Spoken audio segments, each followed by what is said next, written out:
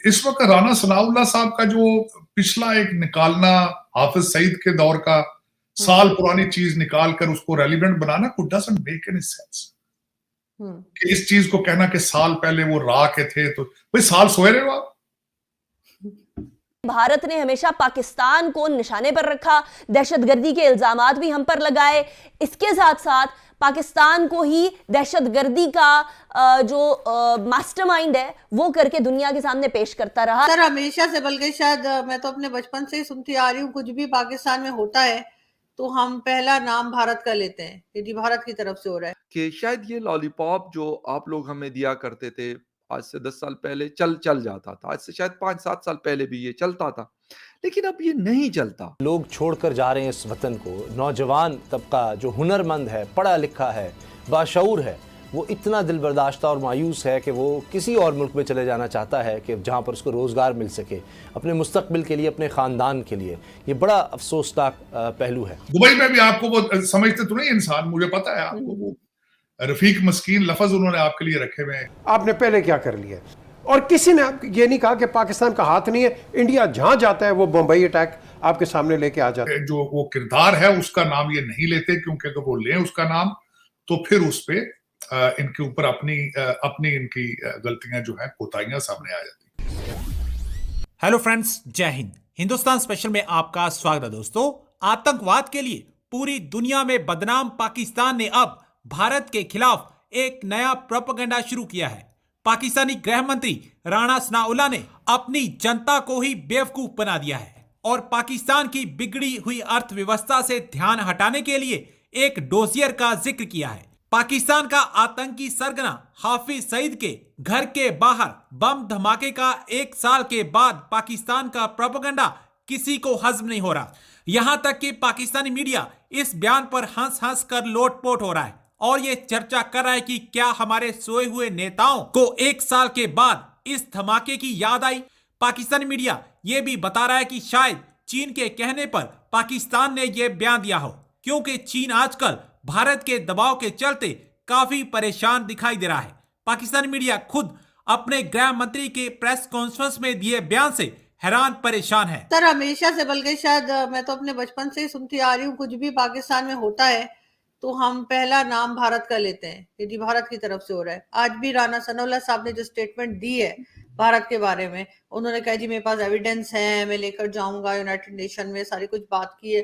कैसे देखते हैं आप इस सिचुएशन को? इस वक्त राना सनाउल्लाह साहब का जो पिछला एक निकालना, हाफिज सईद के दौर का साल पुरानी चीज निकाल कर उसको relevant banana, could doesn't make any sense. कि इस चीज को कहना कि साल पहले वो रा के थे, तो भाई साल सोए रहे हो आप।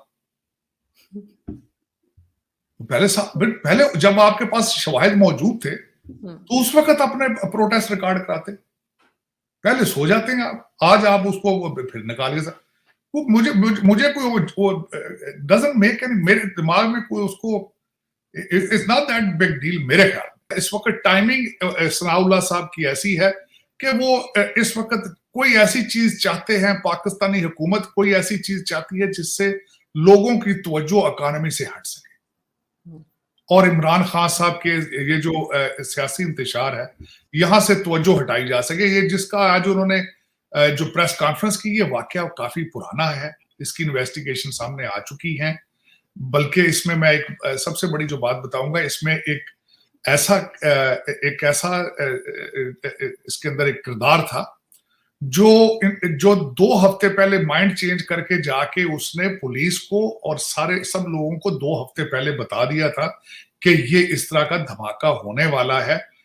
और उसके बाद पुलिस ने और एजेंसियों ने कुछ नहीं किया था, गलती इनकी अपनी थी उसमें अपनी। अब वो जो एक एक्ट जो वो किरदार है उसका नाम ये नहीं लेते, क्योंकि अगर वो लें उसका नाम तो फिर उस पे इनके ऊपर अपनी इनकी गलतियां जो है, कोताहियां सामने आ जाती।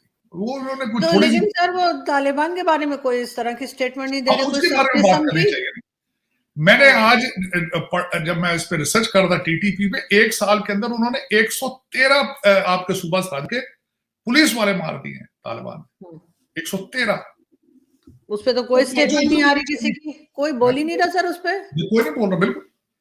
तालिबान के बारे में आपके मिनिस्टर डिफेंस ने स्पीच दी है, उन्होंने कहा जी कि अफगानिस्तान वालों ने माफी मांग ली है, वी आर फाइन नाउ। माओ के बच्चे मरवा के आप कहते हो वी आर फाइन। बस उसकी क्या वजह है? उनका कुछ बिगाड़ नहीं सकते, उनसे डरते हैं, क्या वजह हो सकती है? नहीं, वो इनके कंट्रोल में नहीं है। वो असल तरह हकीकत ये है कि वो तो आपके हर शहर के अंदर उनके स्लीपर सेल हैं। कराची में सुना है इतने अफगानी काबुल में नहीं जितने इस वक्त कराची में बैठे हैं। तो वो आप डरते हैं उनसे, वो आपको ब्लैकमेल भी करते हैं, आप हो जाते हैं। लेकिन बस ये क्या किया जाए इस वक्त। पर वो तो हमेशा से हैं, अफगानिस्तान के लोग तो यहाँ पे हमेशा से हैं। वो शेख रशीद नहीं कह रहे थे कि यहाँ पे उनका इलाज होता है, यहाँ पे वो, बल्कि शेख रशीद साहब तो आजकल बहुत डिस्टर्ब लग रहे हैं, शो में रो भी पड़े थे, सुना था मैंने। हाँ, शेख रशीद साहब ने फरमाया था कि इस्लामाबाद के आसपास 5000 तालिबान की फैमिलियां रहती हैं यहाँ पे, तो हम तो भाई भाई हैं, हम तो भाई हमारे तो बड़े रिलेशनशिप हैं, हमारे तो हमने जश्न मना लिया तो क्या हुआ। वो कहते थे इस्लामाबाद के आसपास तालिबान के 5000 फैमिली हैं, तो पालो भाई उनको, पालो। तो वो तो इमरान खान साहब भी जब प्राइम मिनिस्टर थे, आपको याद होगा, उन्होंने भी स्टेटमेंट दिया था कि पता नहीं कितने हजार टेररिस्ट जो है वो पाकिस्तान में मौजूद हैं। ये भी उन्होंने इमरान खान साहब उनका नाम भी तो तालिबान खान था ना, उनका नाम भी तो तालिबान खान था, क्योंकि वो भी बेचारे असेंबली में रो पड़े थे। उसामा बिन लादेन को शहीद कहा, उन्होंने कहा देखें हमारे शहीद हैं। उन्होंने कहा तालिबान ने जंजीरें तोड़ दी अमेरिका की, अब उनकी जंजीरें टूट गई हैं, अब वो आपको भी करेंगे ठीक हो, जब क्योंकि वो आपके साथ भी अच्छे रिलेशनशिप नहीं।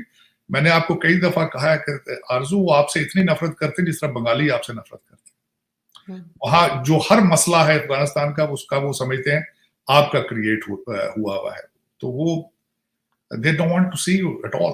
उन्होंने कई दफा कहा कि हमारे नाम पे पैसे मांगना छोड़ दो, बल्कि वो ठीक ही समझते हैं जी। उनको एक खदशा ये है कि अगर पैसा आया हमारा जो अमेरिका से, जो उनके पैसे वहां पे होल्ड किए हुए हैं अमेरिका ने, वो वापस आया पैसा तो वो पाकिस्तानी बैंकों के जरिए आएगा और ये वहां से पाकिस्तान आ जाएगा, पाकिस्तान से अफगानिस्तान नहीं आएगा। इसके बारे में भी उनको खदशात हैं और वो चाहते हैं कि कोई इसका और नेमुल बदल इसका हो, कतर या किसी और कंट्री की। तभी उन्होंने कहा था हमारे नाम पे पैसे मांगना छोड़। इसका मतलब है कि किसी को भी अब हम पे भरोसा नहीं रहा है। आप पाकिस्तान को पाकिस्तानियों पे भरोसा नहीं है, बाहर किसी पे क्या होना। आपके इंटरनल हालात जो है देखें ना। राणा साहब, बात ये कि हम अक्सर मैं ये बात करता हूं कि शायद ये लॉलीपॉप जो आप लोग हमें दिया करते थे आज से 10 साल पहले चल जाता था, आज से शायद 5-7 साल पहले भी ये चलता था, लेकिन अब ये नहीं चलता।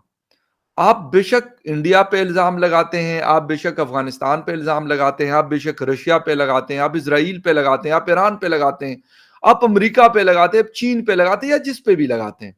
सर वो आप जाने, आपका काम जाने, लेकिन रिजल्ट ओरिएंटेड क्या हो रहा है?